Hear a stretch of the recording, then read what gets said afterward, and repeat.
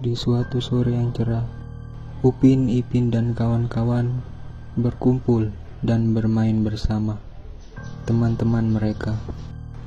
Ini biasanya dilakukan setiap hari setelah mereka pulang sekolah. Di saat itu, teman-teman Upin dan Ipin yang bernama Sul bercerita tentang hantu yang bergentayangan.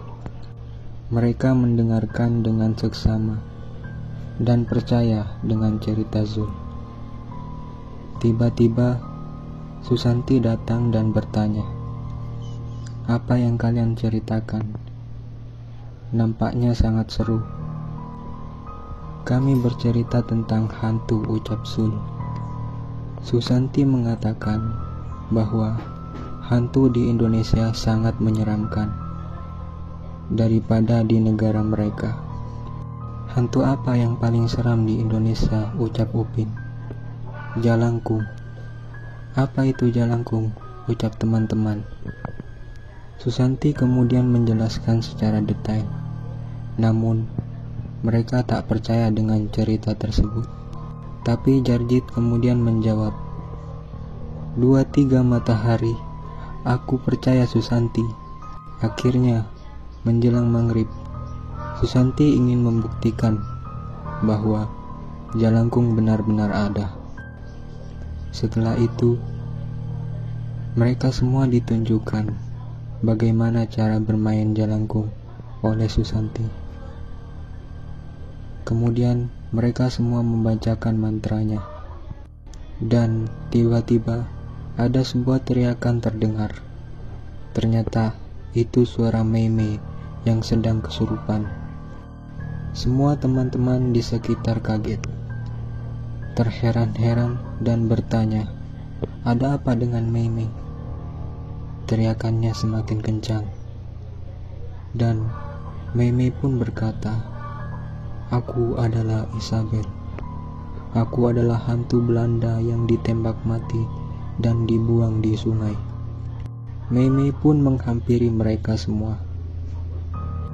Dan saat itu juga semuanya lari terbirit-birit.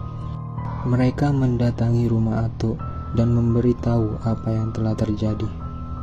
Dan Atok pun memarahi mereka karena memainkan permainan yang begitu berbahaya dan terkenal di Indonesia. Atok mengeluarkan sebuah keris sakti yang dimilikinya untuk menakuti hantu yang memasuki tubuh Mei-Mei. Namun semua itu tak mempan. Hantu itu makin mengamuk dan melemparkan Atok. Upin dan Mail mencoba menghentikan Mei-Mei dengan memegang kedua tangannya. Namun keduanya malah terhempas akibat kekuatan Mei-Mei. "Mei-Mei, cepat ucap istighfar," ucap salah satu temannya. Mei-Mei bukan muslim lah, dia Cindo." Tak lama kemudian, ada seorang ustadz yang memegang kepala Mei-Mei sambil membacakan ayat-ayat Al-Quran. Ternyata itu adalah Ustadz Naruto. Akhirnya Mei-Mei pun bisa sadarkan diri. Namun tak sampai di sana. Tiba-tiba Susanti yang kemudian dimasukkan oleh hantu tersebut. Susanti berteriak dan meminta tolong. Ia kemudian menunjukkan sesuatu kepada mereka. Lalu semuanya mengikuti kemana arah Susanti pergi. Ternyata ia menunjukkan kerangka mayat yang bergeletakan di pinggir sungai. Ternyata itu adalah mayat hantu yang merasuki Mei-Mei. Setelah itu, Susanti tersadar dan disuruh membaca istighfar oleh Ustadz Naruto. Dan saat itu pun mereka menguburkan kerangka yang ditunjukkan kepada mereka. Cerita pun selesai.